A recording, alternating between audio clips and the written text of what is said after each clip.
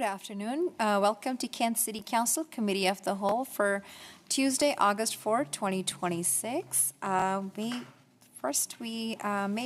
may we have roll call, please? Council President Corr. Here. Councilmember Boyce. Councilmember Boyd. Here. Councilmember Larmer. Here. Councilmember Michaud. Here. Councilmember Shoker. Here. And Councilmember Troutner. Here. Thank you. Thank you, Melissa. Next up, we have agenda approval. Are there any changes to the agenda? If none, may I have a motion, please? So moved. Second. Motion and second. Any discussion? All those in favor, please say aye. Aye. Motion passes. Thank you so much. All right, we have operations item approval of minutes for July 7, 2026.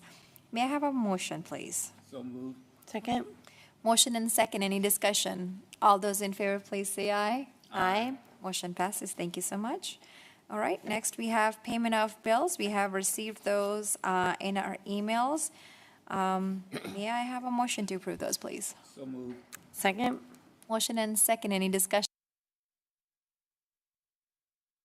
Aye. Motion passes. Thank you. All right. Our Finance Director, Paula Painter, is here with State Auditor Engagement Letter. Welcome. Thank you very much, Council President Corr, members of City Council. Great to see you tonight. Happy National Night Out. So today I'm here with an engagement letter. We want to engage with the Washington State Auditor's Office for the 2025 financial audit. Single audit is going to be the audit of all of our federal grants. Not all of them. They do a select of the grants that we receive that they choose to audit. We typically have 3 audits per year. The other one is the accountability audit. I'll be coming back with that one a little bit later. Right now, they're only focused on the 2 audits. The 2 audits are going to focus on fiscal year 2025, and it is going to have a cost of about $136,000 plus travel costs and other expenses to be able to do this. We have ample budget allocated for this within our budget, and so I ask for your authorization for the mayor and I to sign the engagement letter with the Washington State Auditor's Office. All right. Any questions for Paula? All right. If none, I'll go ahead and read the motion. I move to authorize the mayor and finance director to sign the engagement letter with the Office of Washington State Auditor for the 2025 audit. Second. Motion and second. Any discussion? All those in favor, please say aye. Aye. Motion passes. Thank you. Thank you, Paula.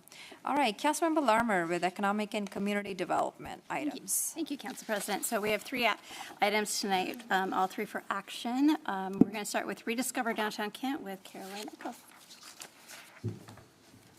Hello, we are excited to bring the Rediscover Downtown Kent plan to you tonight for consideration. The Downtown Kent plan is primarily a 20-year vision for land use for the downtown. It outlines the policy direction that we hope for, and it includes other important elements that will help us create a vibrant downtown. The final draft of the plan was released to the public for comment in June, and the Land Use and Planning Board held 2 briefings and a public hearing in June and July. We did receive a number of public comments through our online website, and we received 6 public comment letters, which were received and entered into the record. And the board heard 1 additional community member at the public hearing. The city also received some comment letters from 3 agencies: the Puget Sound Regional Council, the Washington Department of Fish and Wildlife, and the Bonneville Power Administration. All of these comments are available to view on our project website. The comments were varied, but most were in support of the recommendations in the plan. The agency comments were also generally favorable. They requested some clarification and additional description on some of our existing and expected conditions in the downtown. The Land Use and Planning Board ultimately recommended in a 4-to-1 vote that the City Council adopt the Rediscover Downtown Kent plan. The board member voting no did not state why. However, the discussion prior to the vote was focused on parking and public safety. Both of these concerns are well understood and complex issues that are also detailed in the plan. And public safety, we understand the complexity of that concern, and we have prioritized public safety as our number one goal, our number one strategy within that goal, and the first set of actions in the plan.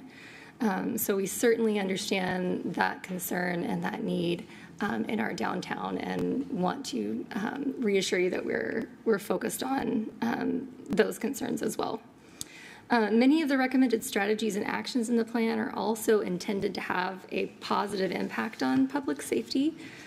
So we feel optimistic that through continuing to work with our partners, the implementation of the plan would allow us to further explore these concerns and ultimately to try and adjust our approach over time as we need to. One of the attachments in your agenda packet does describe specific changes that we will incorporate into the final document based on all of the comments that we received.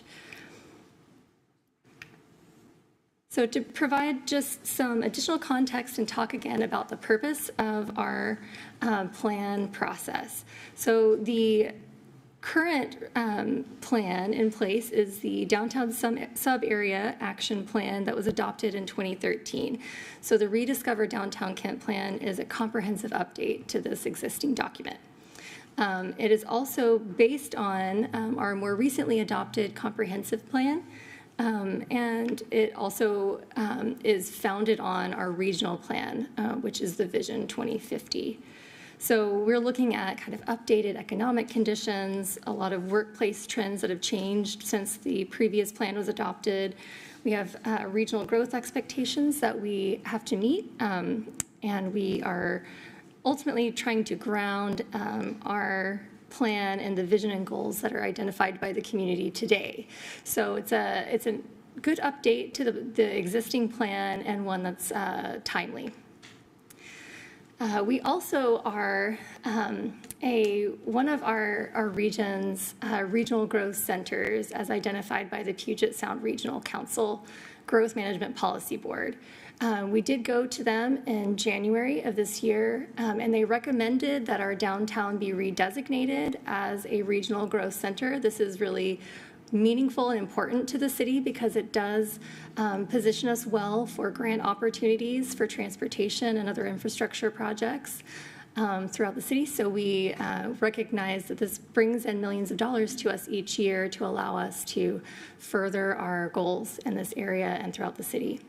So in particular, this update is really a requirement and a needed element for the PSRC to review and redesignate us as a regional growth center. The plan is organized around a set of 6 goals that have been identified and shaped by the community. Chapter 3 of the plan describes each of these goals with greater depth and details a set of strategies and actions that we will use to achieve each of these goals. Chapter 4 in the plan focuses on a design framework, which is a new component that's being introduced in this plan. This ultimately is shaping the character, the form, and the physical design of downtown Kent. So it's identifying some key areas like the Central Avenue corridor, a set of destination streets, some opportunities to be explored for multimodal connections, park and trail connections, wayfinding, and gateway elements. Chapter 5 provides an implementation matrix, and ultimately we know that the success of this plan is really going to be on our follow-through. So this chapter in particular gives us the ability to list all of our goals, strategies, and actions in an organized way and talk about some of the timing and key implementers that would be involved in each of these strategies and actions.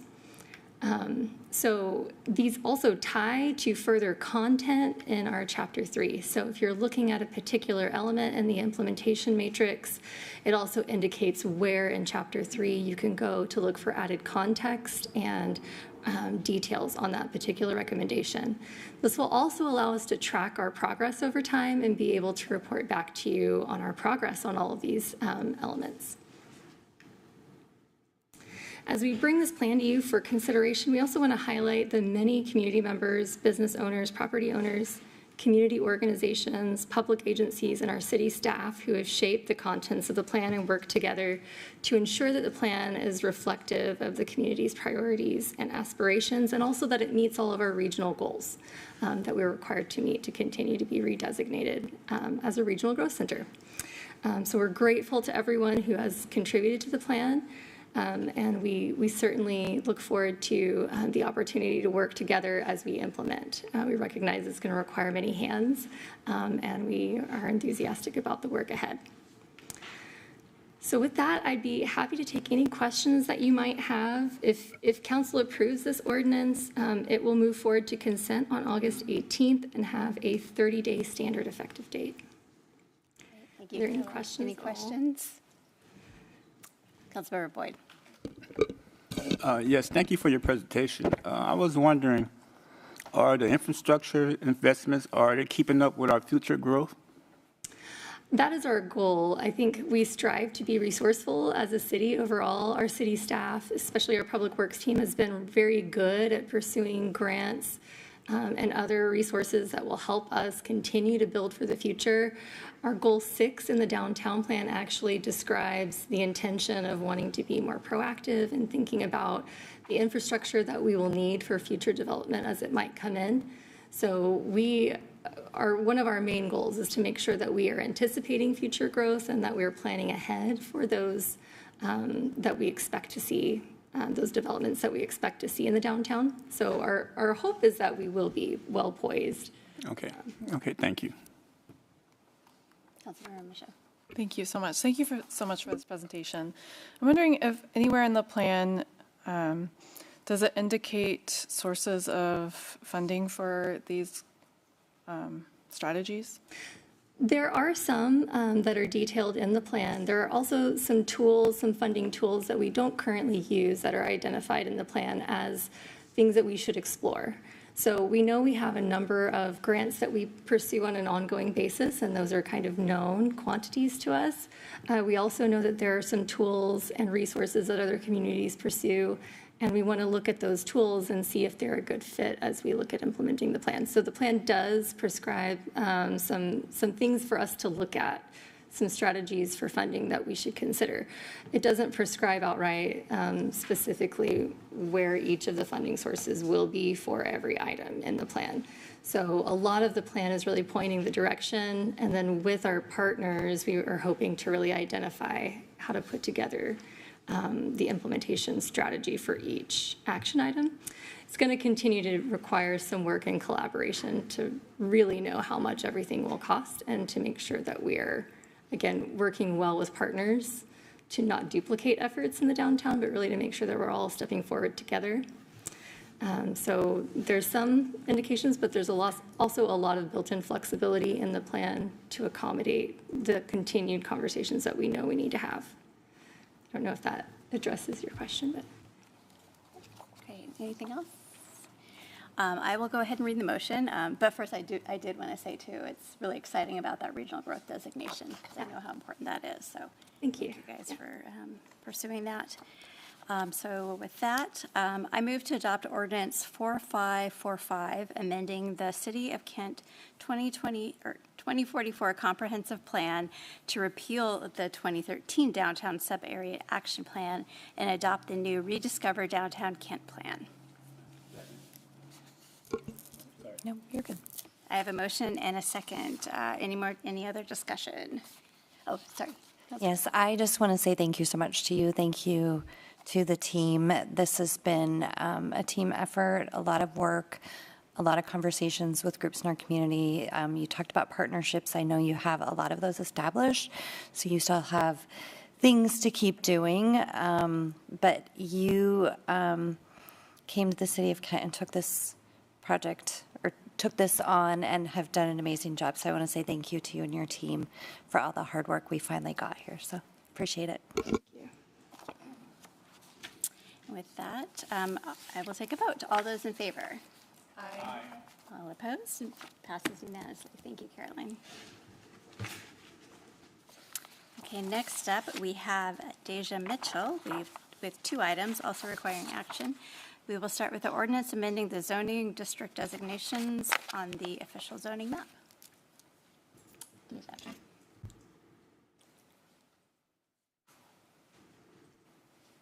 Okay. Hi, everyone. So somewhat piggybacking off of Caroline, I'll be presenting on our Central Ave corridor rezones.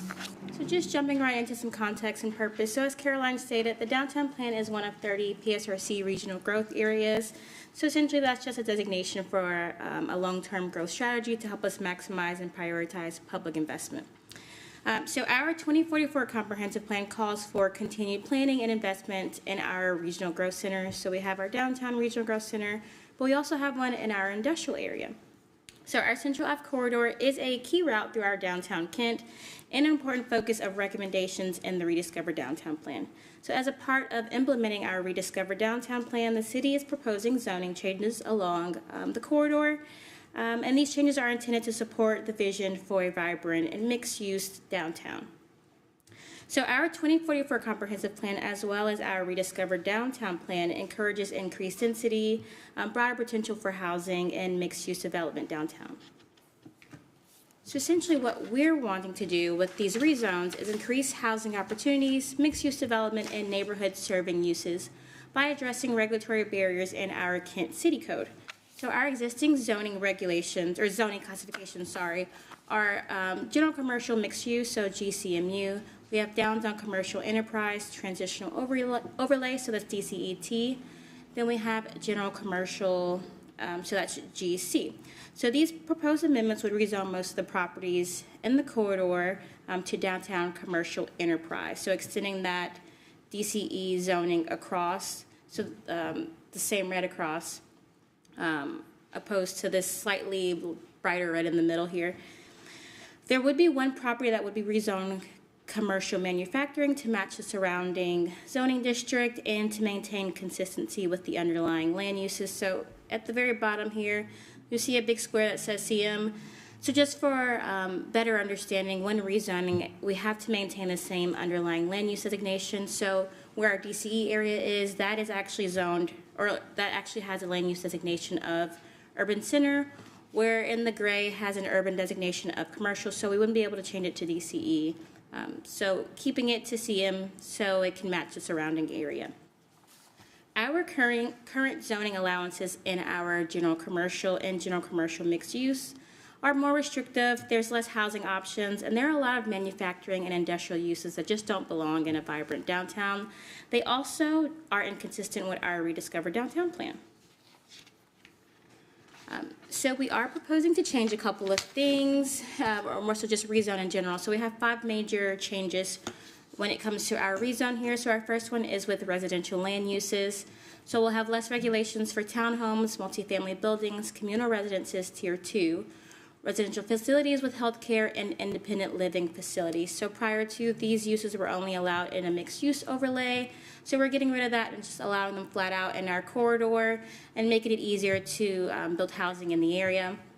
We've also reduced industrial uses, wholesale, retail, and service land uses. So less bulk retail, heavy equipment and truck repair, mortuaries.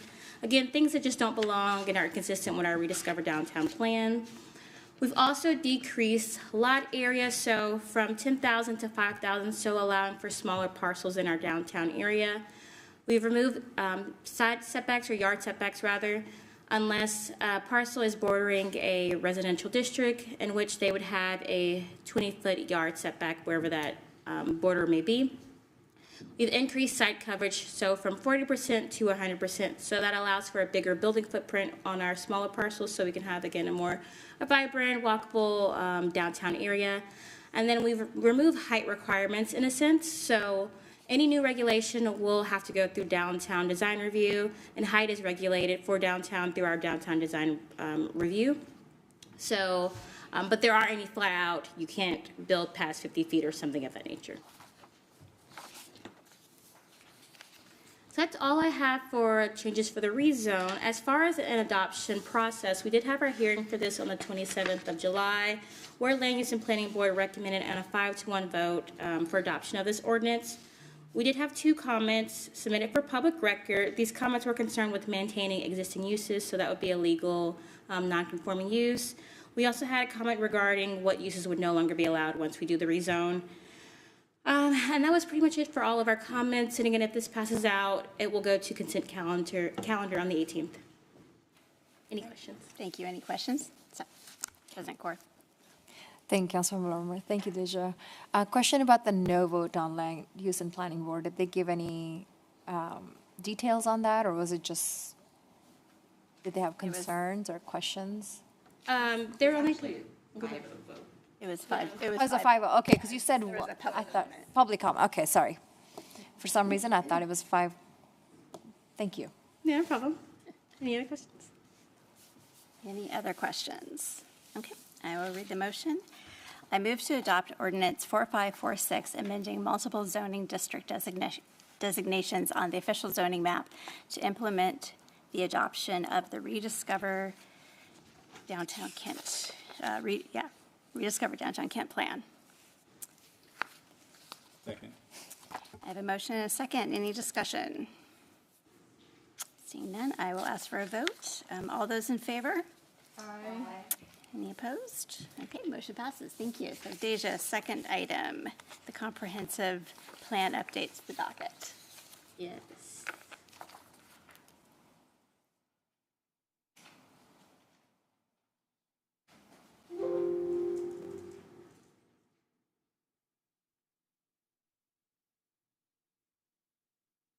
Okay, so jumping into our docket, which I'm sure y'all are probably familiar with.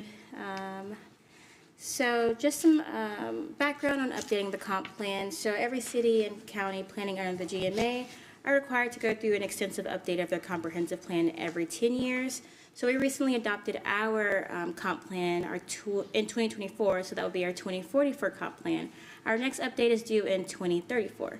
So after that, we will, or in between that, sorry, we will have a mid-cycle progress report in 2029. So that's just our 5-year implementation progress report. In between those 2 dates, if we wanted to make some type of amendment to our comp plan, we are allowed no more than once per year to make a group of amendments to our comp plan. So these amendments cannot adversely affect the public health, safety, or general welfare. They must be based on new information or circumstances that have changed since we adopted our 2044 comp plan. They also must result in long-term benefits for our community, and they must be consistent with goals and policies that are in our comp plan. So usually this process would have started last year, and that's if we had external applicants wanting to apply for, something like a rezone. However, this year, or rather last year, we didn't have any applicants, so it's all been staff-led amendments. So we kind of skipped over a couple things. So we did have our hearing and our briefing last month in July. So now we're here at Committee of the Whole and really towards the end of this process. So as I mentioned, we didn't have many items this year, or at least not any external items. These are all staff-led items. So we have changes to our land use map. We have changes to our future land use designation table, and then changes to roadways and classification map. So our first change, or rather an update that we have here, is an update to our future land use map that's in our comp plan. So this was merely a drafting error. There's no policy change. So what you see here on the right is what's in our comp plan. However, this shows our zoning designations when it should show our land use designations on the, what you see on the left. What it should show is what's on the right. So it's merely just swapping out that circular area, what's on the right, to what's on the left. So just replace. Again, no policy change, just a mere drafting error. And then next, we have updates to our future land use designation tables. So what you see circled here is implementing zones.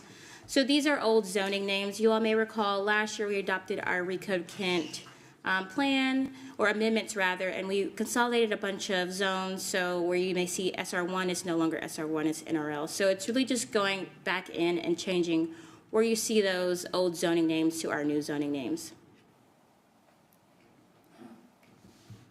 And lastly, we do have a Public Works-led amendment. So this amendment deals with our Veterans Drive. So at the time of adoption for our comp plan, Veterans Drive was classified as a minor arterial. However, as you all know, it was closed at the time. It is now open. It does provide some connection to 405 and I-5. So the traffic volumes are a lot higher than they were when we adopted our comprehensive plan and when this map came out. So Public Works is proposing a change to update this from minor to a principal arterial. And this change is also in alignment with our comprehensive plan transportation element. So those are all the changes I have for the docket.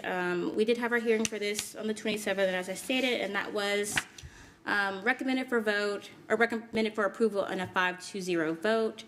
And if this passes out, it'll go to consent on the 18th. Great. Any questions? Thank you for that presentation. So when it comes to the minor to principal arterial, do residents get notified, or is it, I'm not too sure. I don't think they did, to be honest. do they usually?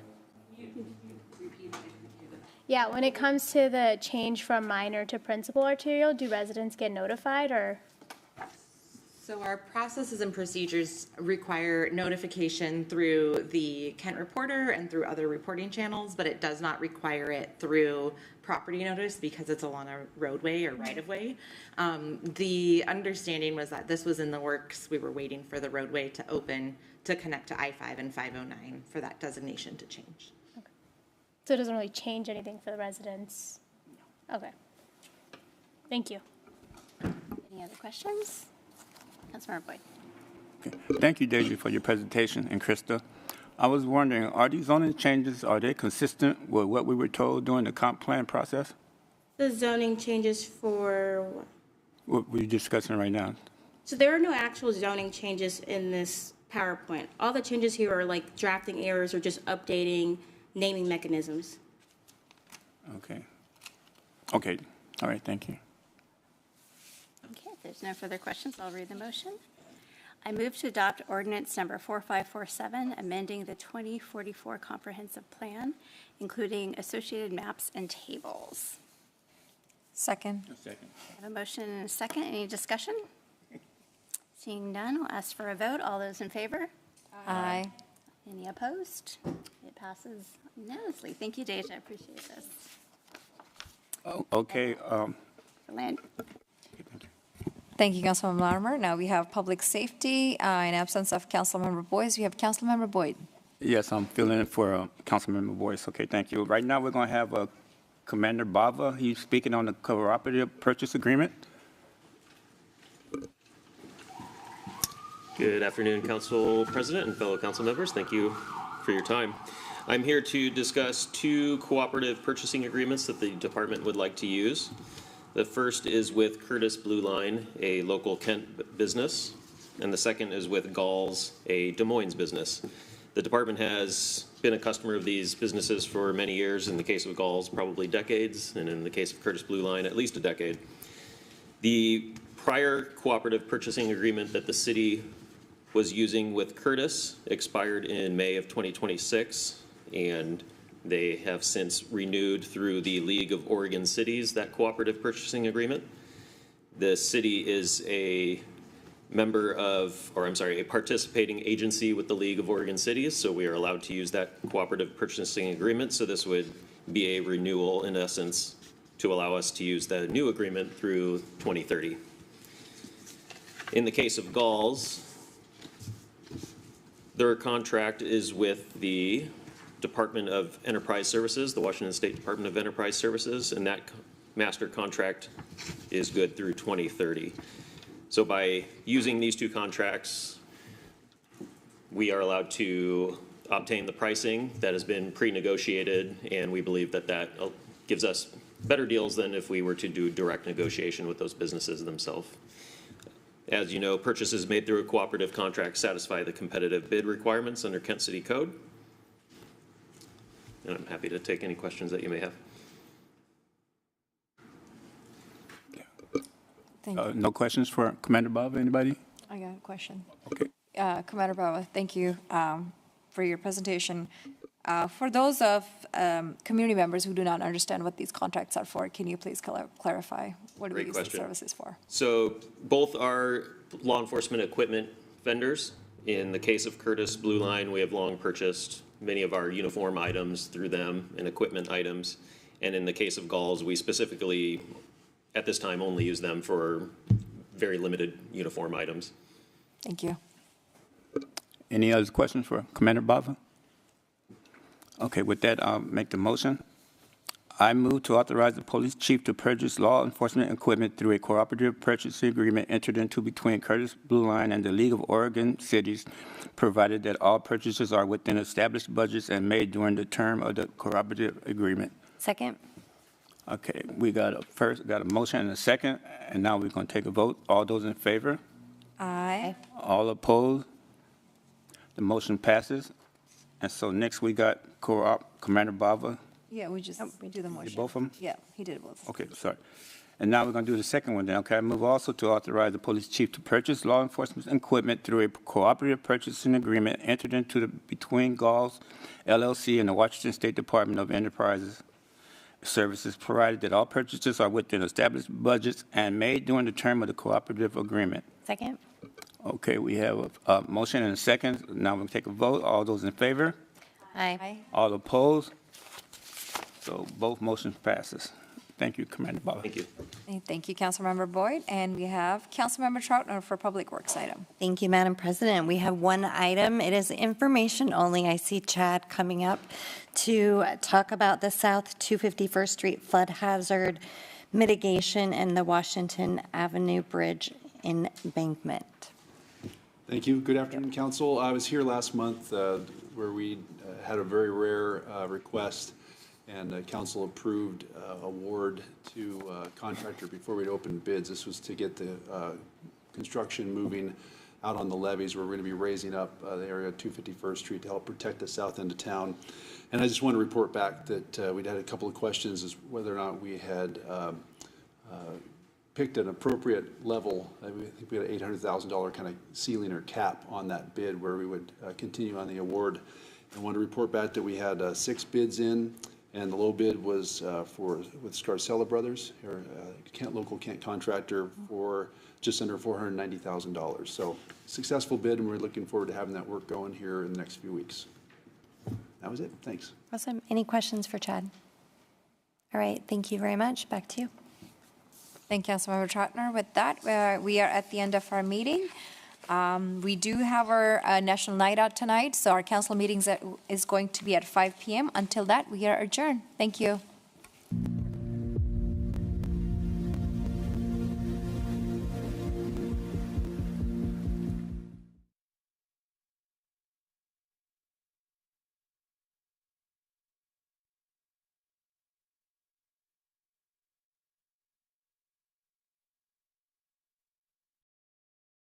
But, you know, I was able to get up to the concert at Morro Meadows. Nice. And saw that Fleetwood Mac cover band. There's about 400 people out there, food trucks. It was a great time. Those concerts are amazing during the summer. So if you're looking for music this summer, there's several opportunities to be part of that music scene. That's our 5-star group, the Renton 5-Star Youth and Football group. Thank you for your cheers. And now here's Kennedy Lancer Marching Band. We got